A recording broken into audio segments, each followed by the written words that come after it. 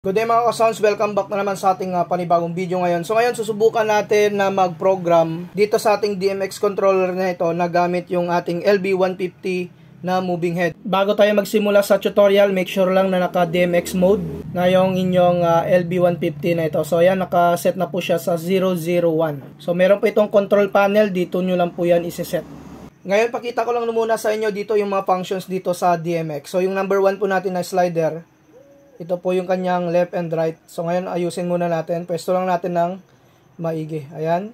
And then yung number 2 po natin, mga fine movement lang po siya. And then dito sa number 3, ito naman yung kanyang tilt, up and down. Dito naman yung number 4, so fine movement lang din. Sa number 5 po natin, wala po siyang function. So yung number 6 po natin na ito po master dimmer po ito. Tsaka dito naman sa number 7, yung kanyang strobe light, saka yung steady. Yan, ito yung kanyang master dimmer sa number 6 na slider. And then dito naman sa number 8, ito po changing colors po ito kung gusto po yung magpalit ng kulay. Yan, green, yan, orange, yan, no? Then sa taas, so yung changing colors na nag-automatic po siya. Punta naman tayo sa page selector. Dito naman sa baba, so ito po yung mga pattern ng ilaw. Yan, mga pattern po ito, so wag lang muna yung mga pattern. So, balik tayo dito sa page 1. So, magpo-program po tayo dito ng parehas ng ginamit natin na setup sa mga naunang video po natin. So, ito po yung ating first step. Pindutin lang natin dito yung program, long press.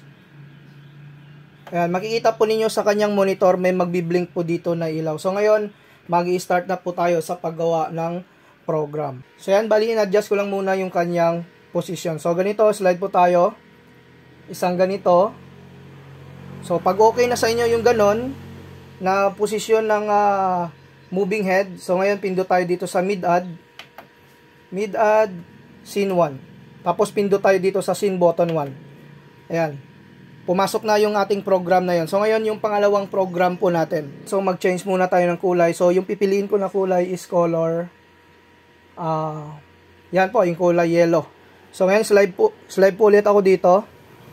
Yan, ganyan na posisyon ulit. So, kulay yellow po yung ilaw po dyan. Pindot ulit po tayo. Mid-add scene 2. Yan. So, may dalawa na tayong program. So, ngayon, napalit ulit tayo ng kulay. Slide ulit po tayo dito sa kabila. Ayan.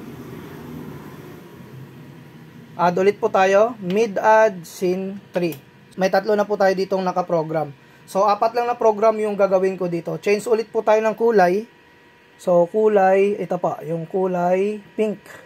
Yan, kulay pink yung, inano ko dito, sinet ko po siya. Yan. Slide ulit po tayo dito, pabalik. And then, mid-add 4.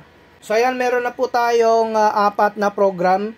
Pag okay na po yung 4 na program sa inyo, ngayon, pindot po tayo dito sa program ulit, long press. Yan, may mga buttons po dito. Yan, makikita po ninyo, bumalik na po siya dito sa taas.